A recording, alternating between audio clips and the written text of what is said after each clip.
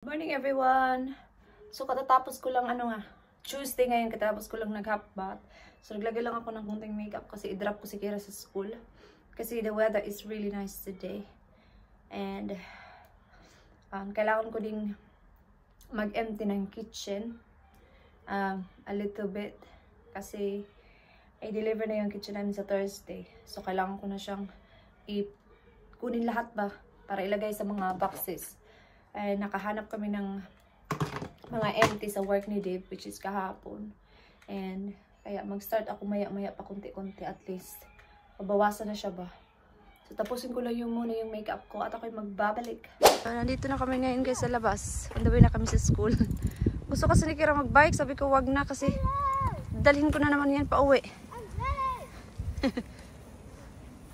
Bob, where you going? Kira ningat to na sa mga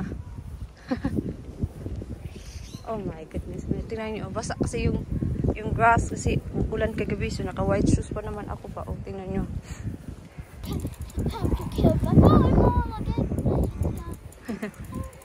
Bababa kasi sabi ni Kira maganyan lang daw siya, baka matumba siya kung magbike siya pababa. Malapit na kami sa school, mga 5 minutes na lang. Shortcut way kasi to. Yan yung main road. 8:47 na. Dito na kami sa school. Napagod ako. Nag-jogging din ako. So, nandito na ako ngayon sa bahay at nagluto na ako ng rice. Kasi magluluto ako ng aking brunch. Kasi may pasok ako today sa aking fish and chips. And then, mamaya na ako mag-empty ng kitchen. Paunti-unti after work kasi kakain pa ako, maglilinis pa ako. So, mamaya na lang yan after work kasi 5:30 pa naman si Kira uuwi. So, meron pa naman akong 2.5 hours para mag-empty. Hindi ko ma-empty lahat to today. And tomorrow, I am working. So, maybe mga Tuesday ko na naman siya i-empty at saka sa weekend. Kasi sa Monday, mag-start yung lalaki is 8:30 ng umaga. So, and David is here. So, wala din akong pasok sa Monday next week.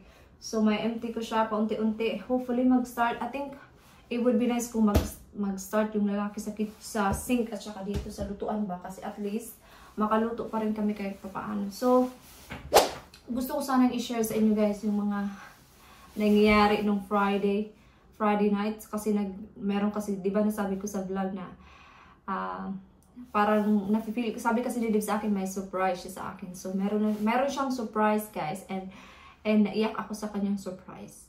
Nafe-feel ko naman talaga na parang mayroon talaga kasi kilala ko na si Dave. And yeah, so binigay niya sa akin yung surprise niya while I was doing cooking. Nagluto ako ng dinner. So gusto ko siyang i-share or ilagay ko siya dito, pero hindi ako sure. Let's see kung pag-edit ko ng video, kung ma-feel kong i-upload ko, i-insert ko. Parang feeling ko kasi wag muna. Pag malapit na. So yeah, yung sabihin ko lang is, yes, uuwi ako next year, pero hindi ko sasabihin kung anong month.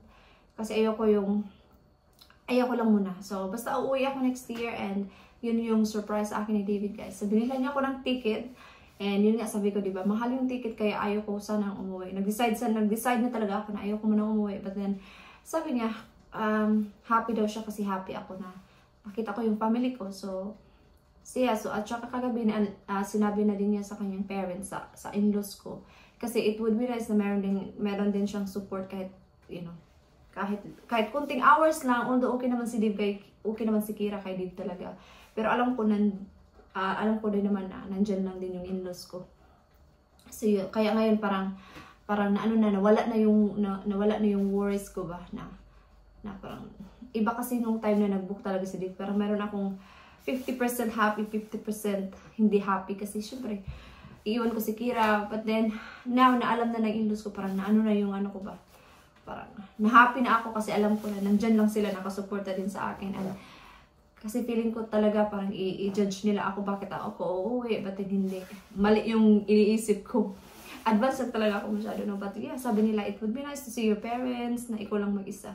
So yun guys, so yun lang yung sasabihin ko for now. Uuwi ako next year. Hindi ko muna sasabihin kung anong month, basta uuwi ako. And I'm really excited. excited na talaga ako. Yung parang malayo pa pero nafe-feel mo na talaga yung excitement. Iba kasi talaga yung excitement pag uwi ka ng Pinas, makita mo na naman yung family mo.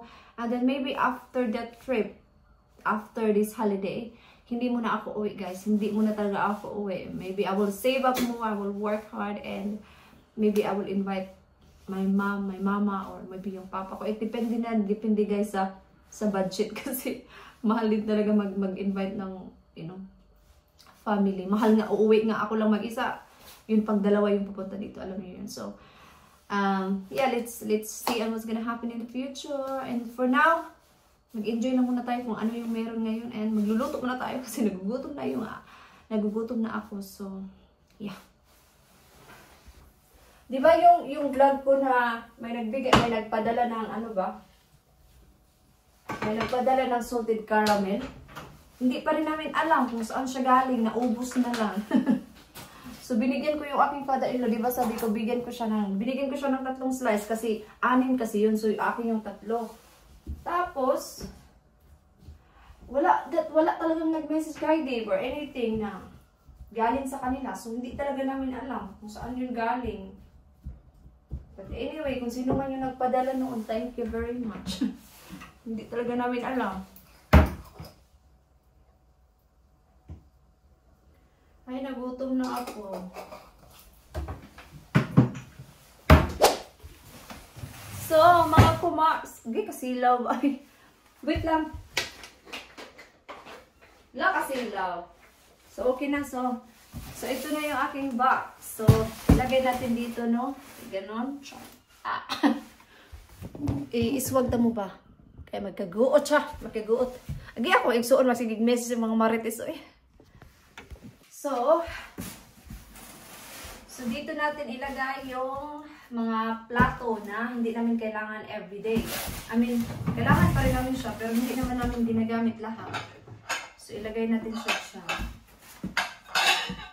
You know what? So, yan yung mga plato. Tsaka yung mga platito. Mas mabuti nang i-empty ko. Now pa lang. Kasi hindi ko naman kailangan. Okay.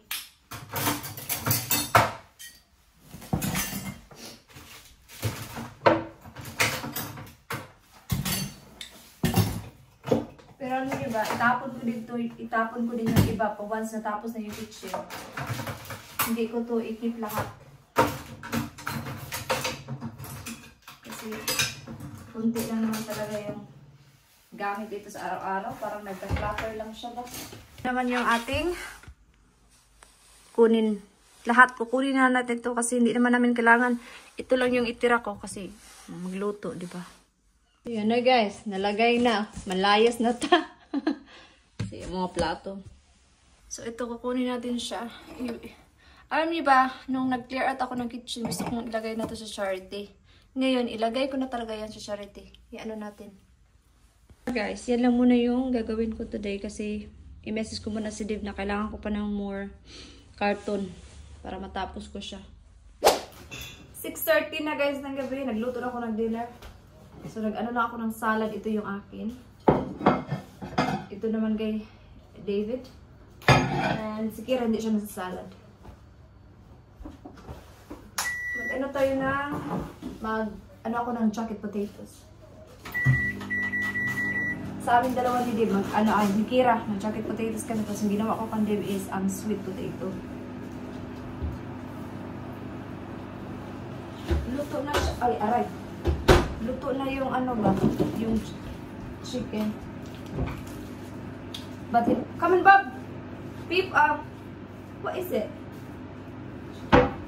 Yeah! No, Olivia! Olivia! Olivia! Si Kira, may ano siya dito ba? Yung lips niya. English! Your lips. Speak English! So, Olivia from your school club. Olivia. It's not a school club. Oh, no, it's not. Is it? It's a church club. It's a church club. So, every week, parang Rainbows! Rainbow, yung name ng kanyang school club. Hello. So, parang turn sila. This week, so you have Olivia today. Yay! And the next week is a different kids. I mean, child. Only if she gives that out. Okay. She doesn't always give it out. Okay. So here we It smells good. Look. Wait, you're so big. You're a big girl. Tapos ko lang nag-half-bath. Tapos, gusto kong kumain ng itong cake. Banafi. Try natin. Binili ito ni Dip nung son ko. Hindi ko pa na-try. Try ko. Banafi cake. Para siyang guys. Para siyang banana cake. Ganun. Kaya banafi siya. Siguro malapit na yung period ko. Kasi parang nag-craving na naman ako. Malapit na kasi yung due date. It smells so good. Try natin. Sige na, end ko na yung aking, yung aking vlog for today's video. So, thank you so much for watching. Bye-bye!